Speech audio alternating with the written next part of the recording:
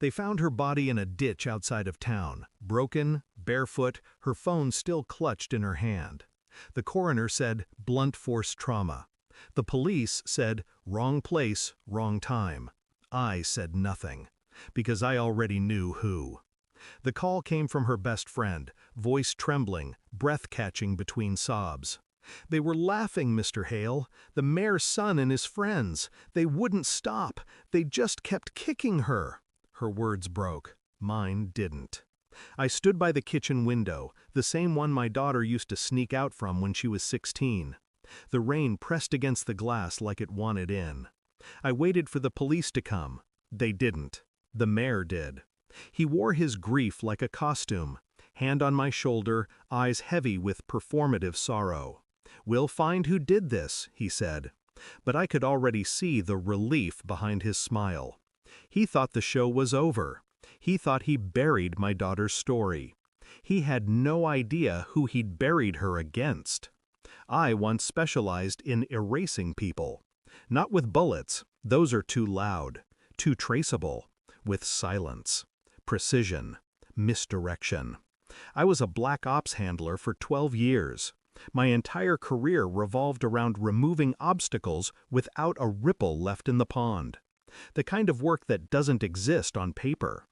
When my daughter died, I was supposed to be a civilian, a man rebuilding, retired, living quietly in the suburbs. But grief has a sound, a quiet hum that never stops. It vibrates beneath the bones until something fractures. The mayor's statement was clear: a tragic accident, ongoing investigation. The file was sealed within a day. No charges, no suspects. Closed. Buried. I watched the mayor hold a press conference 2 nights later. He looked straight into the cameras, thanked the community, and called for peace. His son stood behind him, smirking. That was when I decided peace was no longer an option. I began collecting pieces, quietly, methodically. First, the surveillance feeds. Small-town police networks are laughably easy to breach. I found footage scrubbed from the original logs, 6 minutes missing from the night she died. I reconstructed it, frame by frame. There she was, cornered near the old train yard. 4 men, 1 camera angle. The mayor's son threw the first punch. I memorized the timestamp, 02:13 a.m. The police report claimed she died at 02:45. That gap was the space where they buried the truth.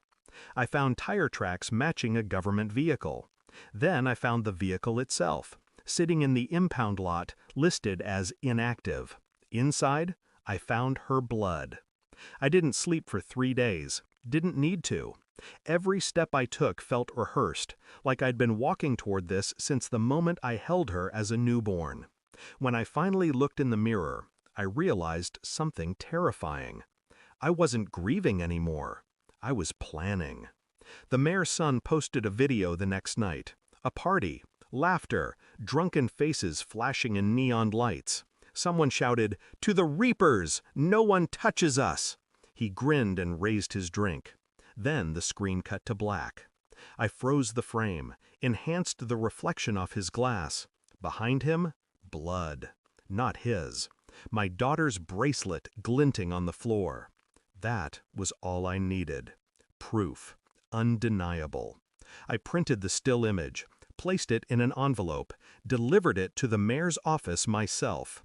He looked up from his desk when I entered. No guards, no noise. "Mr. Hale?" I slid the envelope toward him. He opened it, his face drained of color. "Where did you—" I didn't answer. Didn't need to. He knew exactly where. And he knew what came next. The next morning, the town woke to chaos. A leaked folder of videos flooded social media, unedited, time-stamped, undeniable. The footage I'd gathered was everywhere. His son's laughter, the attack, the cover-up, all of it. I watched the mayor's press conference from my living room. His voice broke this time. No acting, no composure. His son was arrested on live television. The friends followed. He resigned 2 hours later. But it wasn't justice. It was exposure. Justice doesn't exist in towns like ours, only leverage. I left an anonymous tip with the FBI. Then I drove to the old ditch road, parked, waited. When the mayor's car approached, I stepped out. He stopped, rolled down his window. "Why?" he whispered. I leaned closer. "Because you tried to bury her." Then I looked at the ground. "And I bury things deeper." He didn't speak again, just drove away, slowly, hollowed out. It's been 4 months. The town still whispers her name like a ghost story. The mayor's son will spend life behind bars. His father disappeared last week. The case was reopened, reclassified, reframed as justice served. They still don't know how the files leaked, how the system collapsed from the inside, how the quiet man on the edge of town dismantled them piece by piece. But I do. Because I built this kind of silence, and I weaponized it one last time. I visit her grave every Sunday. I never bring flowers, just my presence, and the knowledge that beneath the soil lies more than my daughter's body. There lies the proof that even the powerful can bleed. The mayor buried a cold case. I buried a dynasty. Thanks for watching. Don't forget to like, share, and comment. Subscribe now to Cheating Stories Insight World for more amazing stories.